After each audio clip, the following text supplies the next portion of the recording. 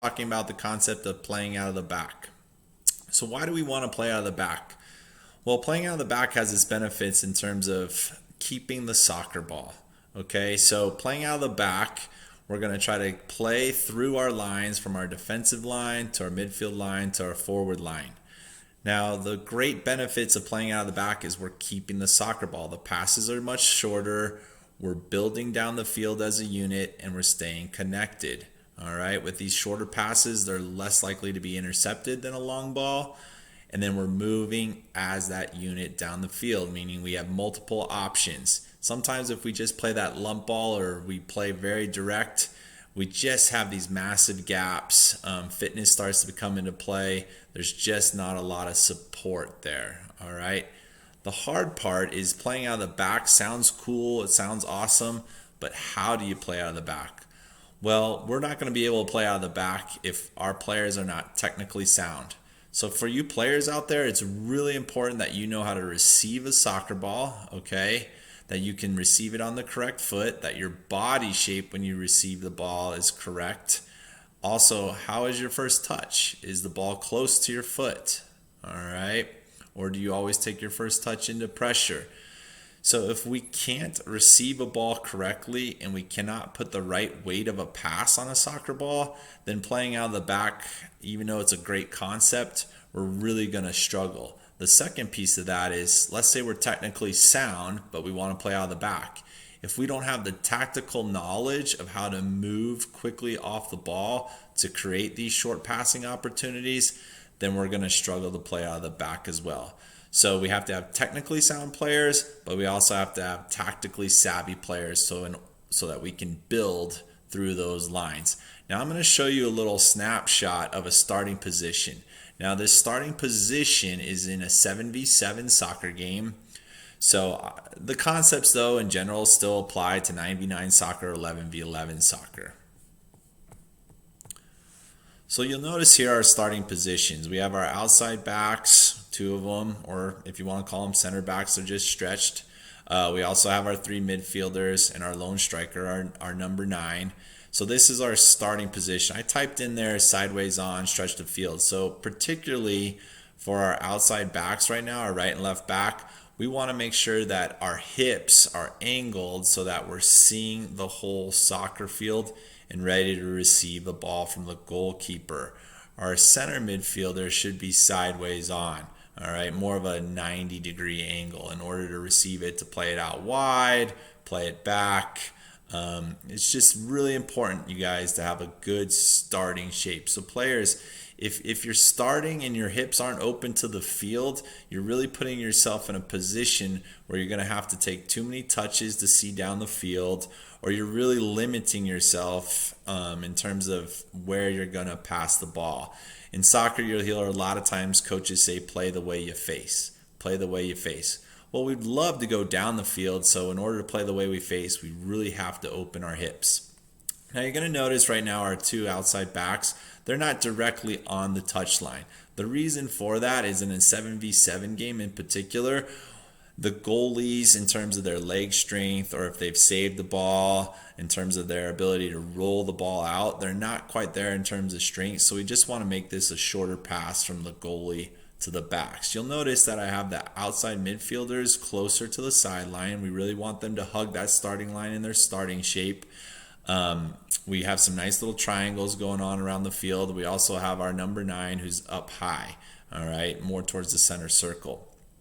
Now, when the goalie has the ball, all right, this is our starting shape. I'm going to show you another snapshot of how we're going to look when we initially play that ball from the goalie. So here you'll see the goalie has played the ball to the outside right back, all right? Once the ball has been played, hopefully that outside back is letting the ball come across their body, okay, receiving it with the correct foot, which would be, in this case, the right foot or the sideline foot. All right, this is a huge concept because if you can receive the ball with the correct foot, it's going to give that player more time to make a good decision with the soccer ball. If they have to take extra touches, That just means the pressure is going to get there earlier. If they're facing the wrong direction, they're going to have to turn, which means the pressure is going to get there quickly. All right, so we really want to make sure that we're letting that ball come across our frame to our outside foot or our sideline foot. Now you'll notice in this situation as well, the outside midfielders are moving. Now, particularly the ball side or the right outside midfielder, notice how that arrow is coming back and towards the sideline. We really want to make sure that that midfielder checks back into that space, again, sideways on, being ready to receive the ball across their body so that they can play out. If they don't stretch the field, many times that midfielder will get caught in behind the pressure. On that note, I want to address pressure. Typically, like in this situation, the pressure is going to be coming from the inside to the out. So that's why we really want to make sure we receive it correctly, and then we can make that nice little pass to our outside midfielder.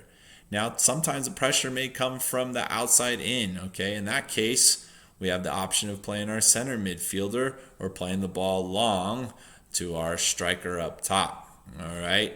Now, I want to take a minute to address the outside midfielder, the left midfielder, okay, on the other side of the field.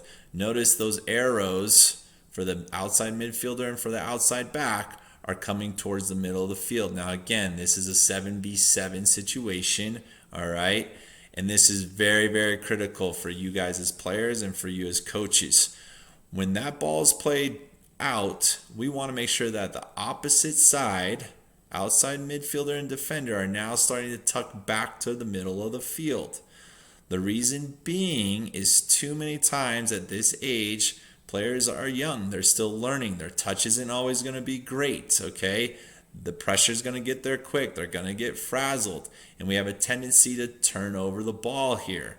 If our outside back and outside midfielder are just staying on the opposite sideline in their current starting position and we get dispossessed, we're in trouble. We're leaving a massive chasm in the middle of the field, and we tend to give up a lot of soft and easy goals because we have no cover. All right, so it's very important that these players shift to the ball side the minute that ball is played. Now, the one thing that I think as coaches we tend to forget, and for you keepers out there, really tune in right now, is the minute that ball is played from the goalie, that goalie should immediately be showing towards the ball. All right, we want to make sure that our outside back has the option to play the goalie back, so that way we can then switch the point of attack easily.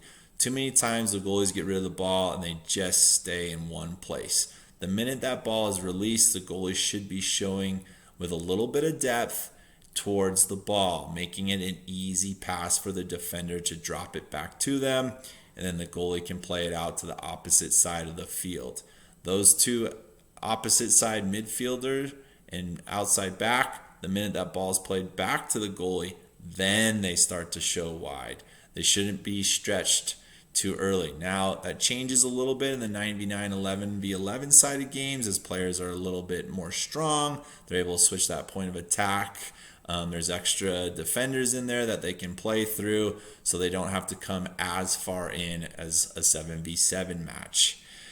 Now, one thing I want you to notice is in this position, when the outside midfielder checks, he or she will have some options then to play through the midfield or play up to the front line. So then that ball can get played up to our 9, can get played back into the middle of the field to our center midfielder and switch there. All right, now again, playing out of the back sounds great, but if our players cannot receive a ball, control it, and let the ball do the work for them a little bit, they're going to be in a lot of trouble. What every player on this field should recognize quickly is where the pressure is coming from. So that brings us to a very simple concept of just being ready to receive it with your head up so you can make a good early decision with the soccer ball. Now, many times we have players who think they're showing. They might be wide open initially, all right? So let's say the ball gets played to that outside back. Our outside midfielder thinks they're open, but then the pressure is coming from the inside out, and they haven't checked to the sideline. So, in fact, they may be feeling they're open, but they're standing right in behind a defender, and thus the outside back can't play them the ball. So there's one little thing, players, I want to encourage you to do. Many times when you're a young player just learning the game, you think you're showing, but you actually don't show, move to get open until a player has received the ball. That's a big no-no. Can you show as the ball is traveling? Can you anticipate and get to that open space earlier as the ball is traveling versus showing after the player has received the ball? It's a little thing that will make a big difference for you. Now, I want to reiterate, coaches and players, playing out of the back is an awesome concept. It helps us keep the ball, it helps us possess, it helps us build down the field. These are all important concepts in the game. But let's just be honest, there are times when the other team is just not letting you play out of the back. It's okay to play that ball long over the top, particularly if a team is having a high line, they're putting you under tons of pressure. Don't be afraid to play that long ball. It's just, as soccer players, we have to have the tactical savvy of when do we build, all right, when do we play out of the back, or when do we look to pop the ball over the top. So that's what's cool about the game of soccer. It's not a one-all, be-all. Yes, we want to be able to play a nice short passing game, but sometimes the other team is just taking that away from us. Do we as coaches have the tactical savvy to see what the other team is doing and change what we want to do? All right. I also want to reiterate, players, when in doubt, it's okay to play that ball back to the keeper. That really is kind of like a safety outlet for you. If you can't go forward, look to pull that ball back, play it back into the keeper, and then we can go out the other way. All right. So to sum up, we want to try to play out of the back. We have to have, again, those technical players who can receive a ball, all right, across their body with the correct foot. We have to have players who can play a pass with the right weight. Okay, remember, these are shorter passes, so I'm thinking 5 to 10, 15 yards accurately. All right, there's a big difference. Can they keep the ball on the ground? And then we have to have the tactical savvy of, are we moving early enough off the ball so that way we can receive the ball with a little bit of time and space so that we can build from our back line to our midfield line up to our forward line. The beauty of this, if we can do it, is we're keeping the ball, we're running the other team ragged. We have lots of options when we go into attack versus the one long ball with maybe no one in support. Okay, so thank you for your time today.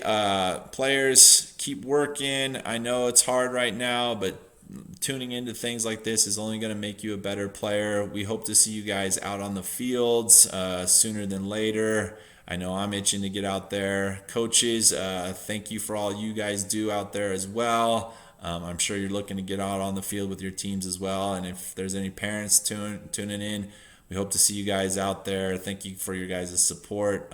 We couldn't do it without you. This is Coach Tall Guy signing off.